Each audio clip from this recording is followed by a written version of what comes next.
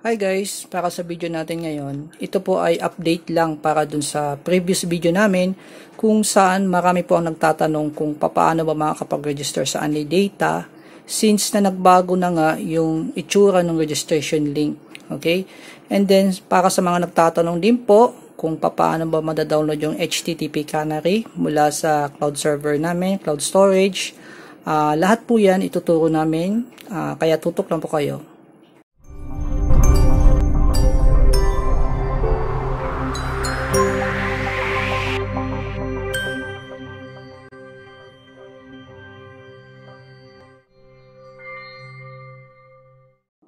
Okay? So, una po, ang ituturo muna namin sa inyo ay kung paano nyo ba madadownload yung HTTP Canary sa inyong Android phone. So, punta tayo sa ating smartphone.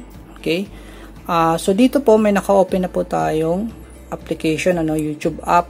Okay? So, ito po yun.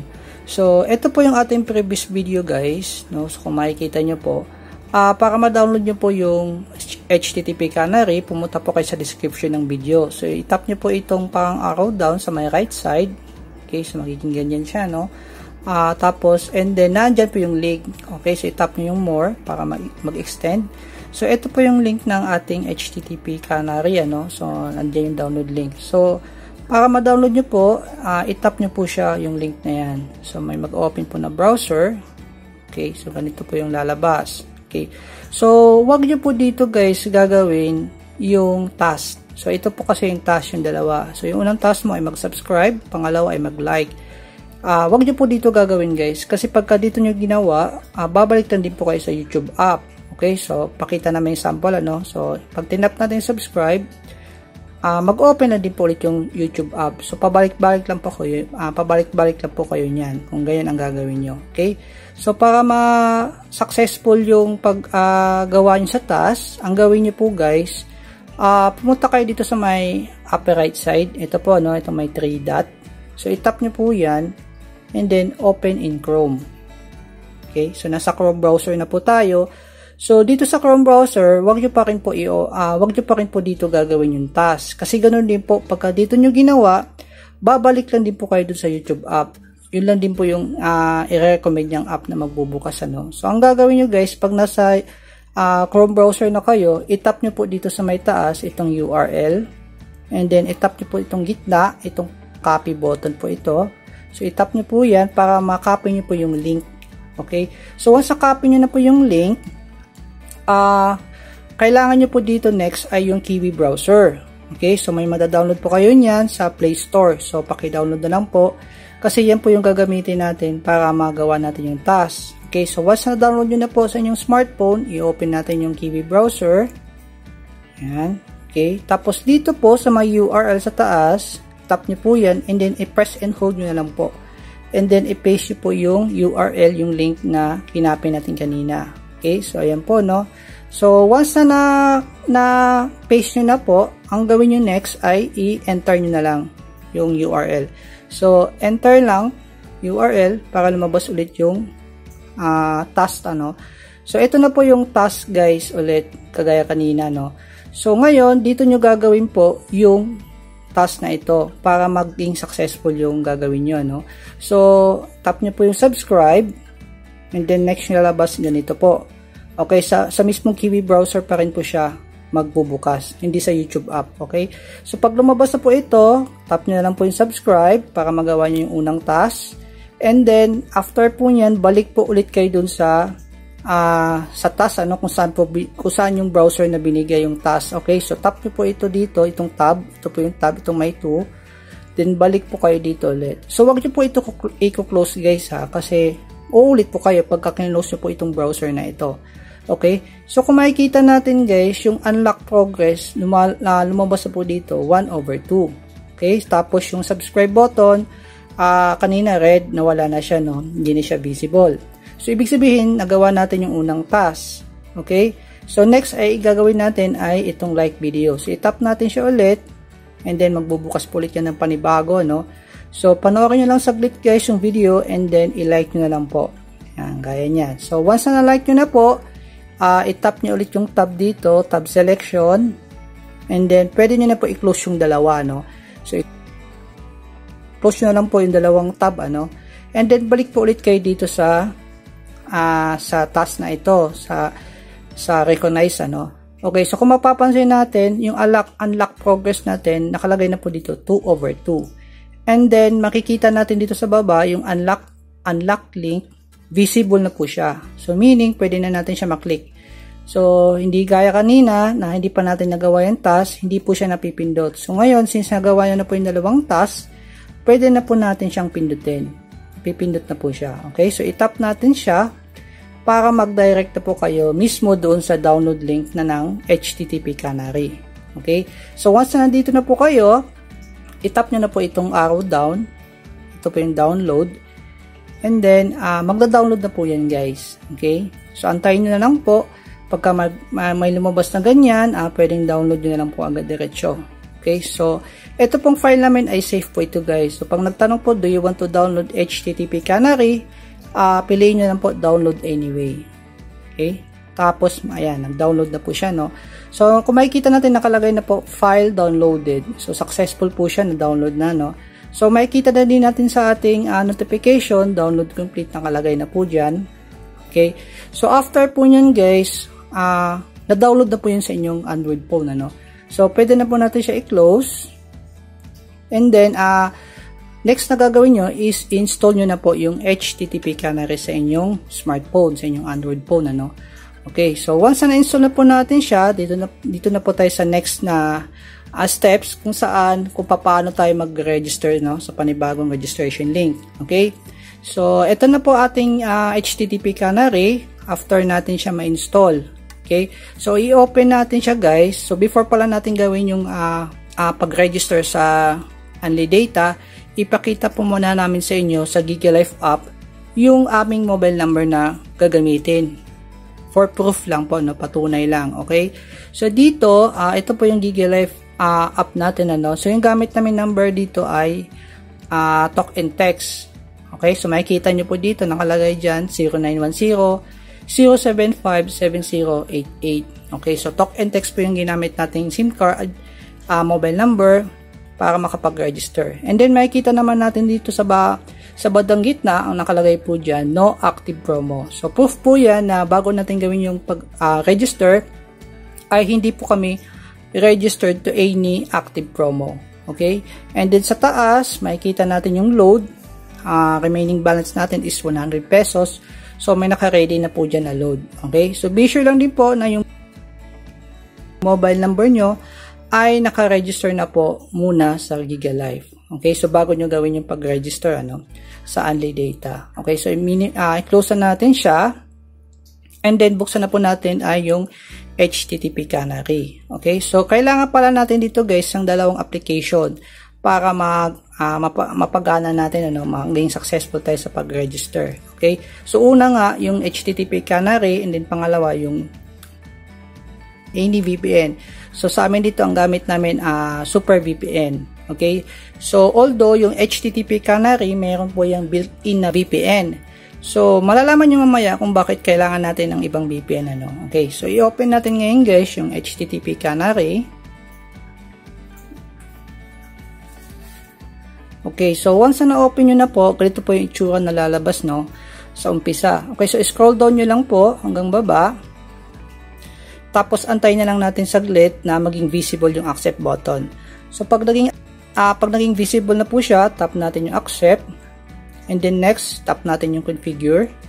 And then pagka may lalabas ng ganito po, connection request ng kanyang VPN, ng HTTP Canary, tap lang natin yung okay po para mag-proceed. Okay? And then dito, next ay gawin natin, ay piliin na lang natin yung skip sa may upper right side. And then skip ulit. Okay, so ito na po yung next na lalabas, guys. So dito sa may center, may makikita tayong plus sign. So itap po natin yan. And then next na lalabas dyan ay up target nakalagay. So ang up target natin dito ay yung GigaLife. So itap natin yung upper right side, itong plus sign, para ma-add natin yung GigaLife. Tapos dito po, i-search nyo yung GigaLife. So lagay nyo yung GigaLife, tapos piliin natin siya. Okay? So pagka dito na po yung GigaLife sa up target, okay na po yan, So ang gawin na lang natin, i-back na lang natin siya. Okay, so kung mapapansin nyo po, yung kaninang plus sign sa gitna, naging GigaLife icon na siya. So meaning, naka-target na po siya sa GigaLife app. Okay, so para ma-enable natin guys yung capturing ng HTTP canary, dito po sa may lower right side, kung makikita natin, meron ditong blue icon na parang arrow, ano. So i-tap nyo po yan para mag-enable siya. So i-tap natin siya, and then pagka may lalabas na ganito, tap nyo lang yung not now. Okay, so after nyan, mapapansin nyo, kulay green na po yung icon. So kanina blue, ngayon green na siya. So meaning, ibig sabihin po nyan ay naka-enable na po yung inyong capturing ng HTTP canary. Okay, so next po gagawin natin guys ay i-minimize na lang po natin yung HTTP canary. Yan. So magiging floating window siya, no, kagaya niyan. So, nakalagay dyan, capturing. Okay, so next na gagawin natin ay i-open naman natin yung GigaLife.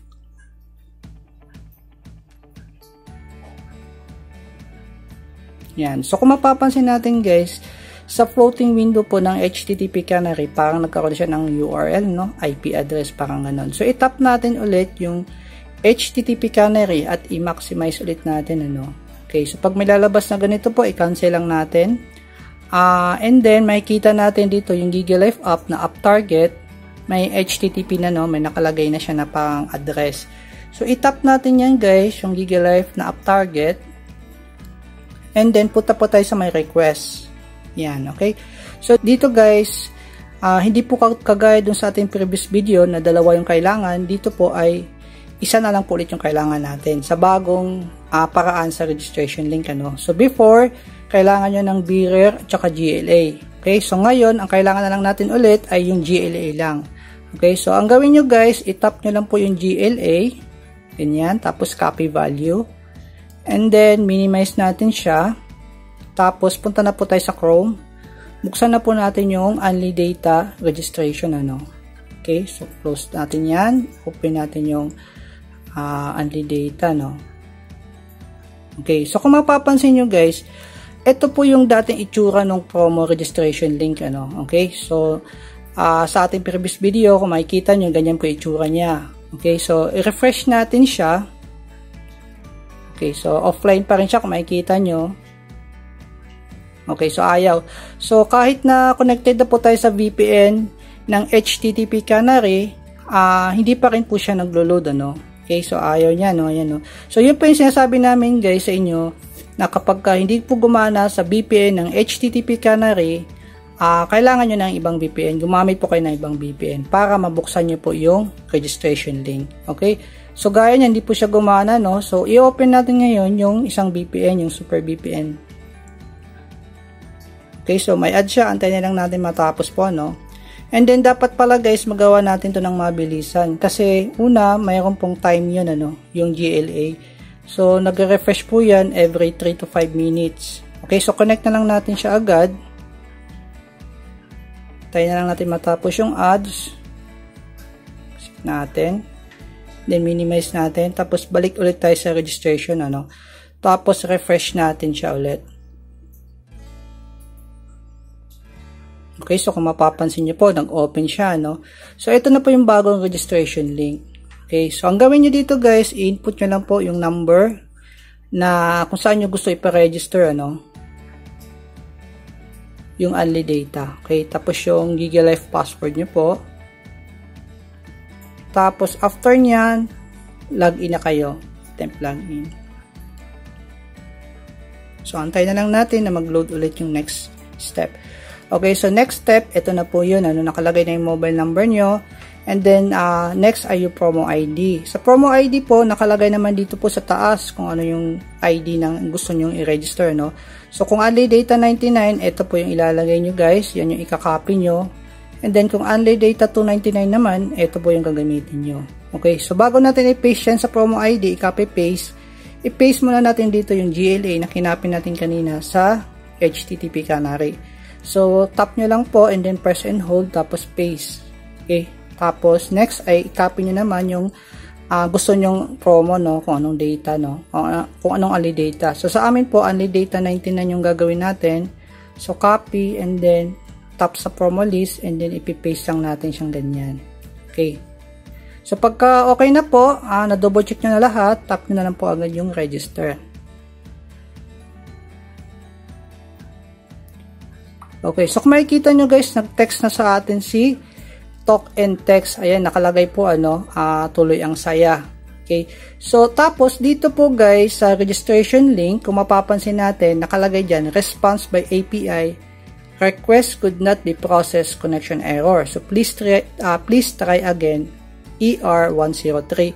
So error siya guys, pero i-double check nyo muna sa GigaLife app kung pumasok po ba yung only data na na-register nyo. Okay? Kasi kahit na error po yan, minsan pumapasok po yan. Kagaya po nang nangyari sa amin, bali pangalawang beses na po ito. Yung unang registration natin ay yung PLDT SIM.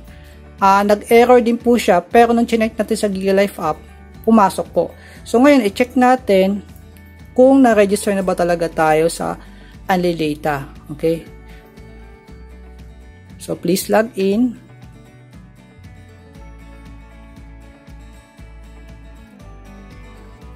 Okay, ayan, okay. So kung makikita natin guys, successful po, nakapag-register po tayo sa only data. Okay, so kung makikita natin yung load na 100, nabawasan na po ng 99 at piso na lang na iwan. So the same number pa rin po yung gamit natin. Kung nakita na kanina, 0910-075-7088. Okay, so balik tayo dito sa app. Okay, ay dito sa registration link. So ganun guys ang gawin nyo po. Pagka nag-error siya ng ganito, please try again, ER103. Hindi po ibig sabihin po nun na hindi kayo successful. So ang gawin nyo po, i-minimize nyo, i-check nyo na lang muna dun sa GigaLife kung pumasok o hindi. Kung sakali po hindi naman pumasok, hindi kayo naging successful sa pag-register, pwede naman po ulitin nyo lang po yung procedure, yung paraan, hanggang sa makapasok kayo, makaregister talaga kayo sa only data. Okay? So, ganun lang guys, kabilis po kung paano tayo makakapag-register sa only data 99 or only data 299. And credit po pala kay Sir Terence Nathaniel sa pag-share niya sa kanyang registration link sa only data. So, nilagay po namin yung kanyang GCash account sa description ng video ito. So, please po i-support natin si Sir Nathaniel para naman po ganahan siya at ma-accept natin yung kanyang effort na ginawa. Okay? So, kung sa tingin nyo guys, nakatulong yung video po namin, please like the video po and subscribe po sa aming YouTube channel para sa mas marami pa pong video tutorials. Maraming salamat po sa panonood.